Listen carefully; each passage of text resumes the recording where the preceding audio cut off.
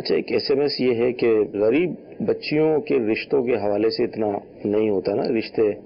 نہیں آتے، پرابلم مسائل ہوتے ہیں غربت کی وجہ سے،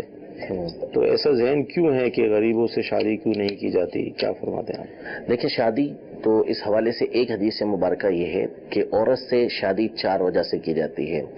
یا تو اس کے حسن کی وجہ سے، یا اس کے مال کی وجہ سے، یا اس کے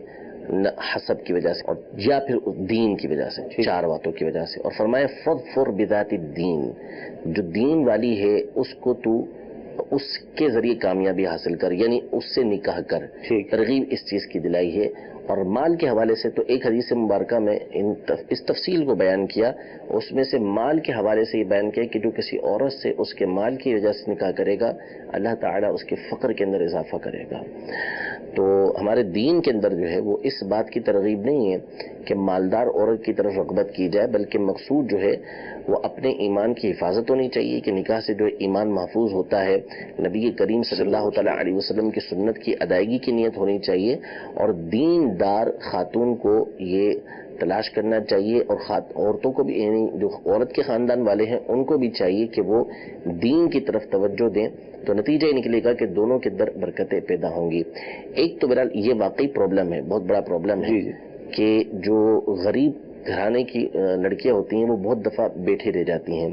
اس میں ایک بڑی وجہ تو ہمارے معاشرے کی جو رسم و رواج ہے وہی بنے پڑے ہیں کہ جیسے جتنے رسم و رواج نکالے جاتے جائیں گے، نتیجہ یہ نکلے گا کہ رشتوں میں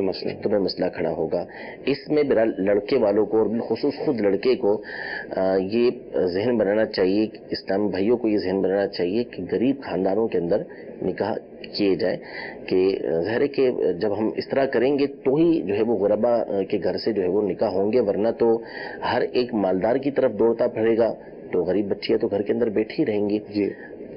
تو بہرحال ایک تو رسم و رواج کو یہ جب کم سے کم کر دیا جائے گا، خرچوں کو کم سے کم کر دیا جائے گا، نبی کریم صلی اللہ علیہ وسلم کی سنت کے مطابق نکاح کیا جائے گا،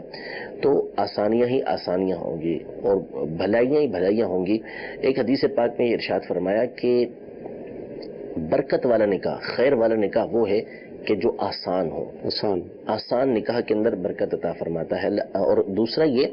کہ نکاح کے سبب اللہ تبارک و تعالی غنا عطا فرماتا ہے، حتی یغنیہم اللہ من فضلہ۔ تو اس لیے اگر ہم اچھی نیت کے ساتھ نکاح کریں گے تو پھر نتیجہ ان چیزوں کا نکلے گا، اور جب اچھی نیت ہوگی تو بندہ دین کو دیکھے گا، مال کو نہیں دیکھے گا۔ تو بہرحال ترغیب بھی یہی ہے کہ جو ہے وہ دین کو دیکھا جائے، چاہے وہ مالدار گھرانے کے اندر ہو، چاہے وہ غریبوں کے گھرانے کے اندر ہو، فقط غربت کو سامنے رکھتے ہوئے کسی کو ٹھکرایا نہ جائے۔